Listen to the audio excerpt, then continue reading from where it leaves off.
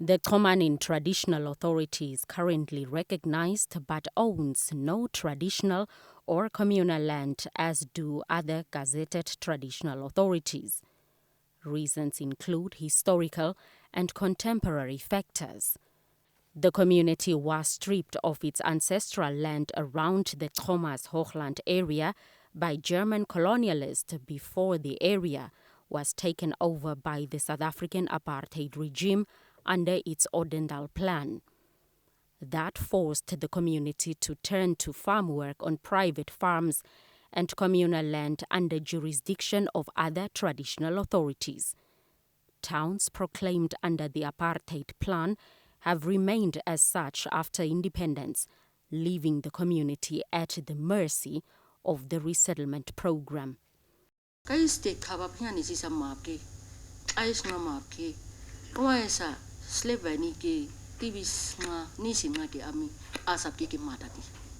biggest challenge that we are seeing in the conflict resolution issue is that the Honorable Minister Sledwine has publicly said that he has given us a farm. And we are not aware which farm we have been given. We have not been informed about anything regarding the farm that has been allocated to us. And he has publicly stated that the farm has been given to us and that we are under leasing the farm.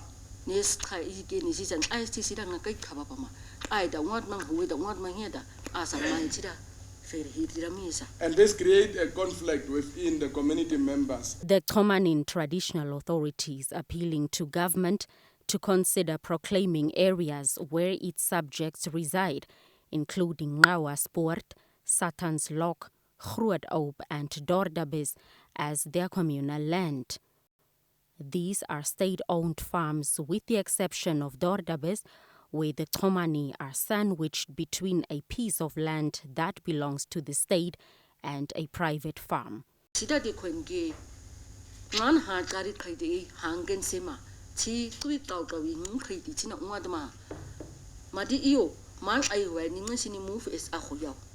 Your Excellency, our community members are currently homeless because wherever they are temporarily placed, they can be moved because it's not their permanent residence. They have submitted a detailed report to the Ancestral Land Commission, which recommendations are being implemented. Maybe I should start with Dordabes because we just discussed that matter in the last round of discussions at Cabinet, the last decision Cabinet meeting, where a committee that was set up by the government to look into that issue provided a feedback to government on the outcome of the work that has been going on in regard to that farm. The long and short of it all is the matter was brought to the government by the church because there were some issues that could not be resolved between the church and the farm owners, and the government tasked the Office of the Prime Minister to work with stakeholders to look into that matter, which I did, bringing together stakeholder ministries, specifically Urban and Rural Development and the Ministry of Education. And we generated some proposals after consulting with various stakeholders. It was not a negotiation process per se, where your community was left out. I think we made contact with you through the relevant ministries just to get your input and then come to Cabinet with a report. After that, we would then consult all the affected people appropriately. Because we know what you are telling is true. This is your area. The Soresoles and people are kicked there and dumped there. We know that.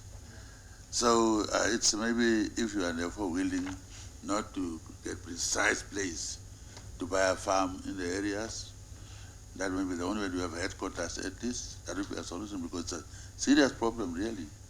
Everybody knows that you have been here. And since we took over the place and it's our city and the headquarters, I control it as a government. You are now in the street.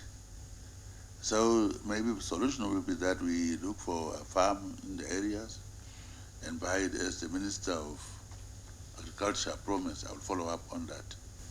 For example, Groothoop, to be deproclaimed into a communal area, because now when it was proclaimed, I really don't know, it was that time, and there were suggestions that it should not be proclaimed as part of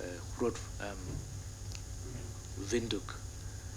Yeah, there are suggestions and proposals on paper, but maybe we need to follow it up that. It's a little bit challenging.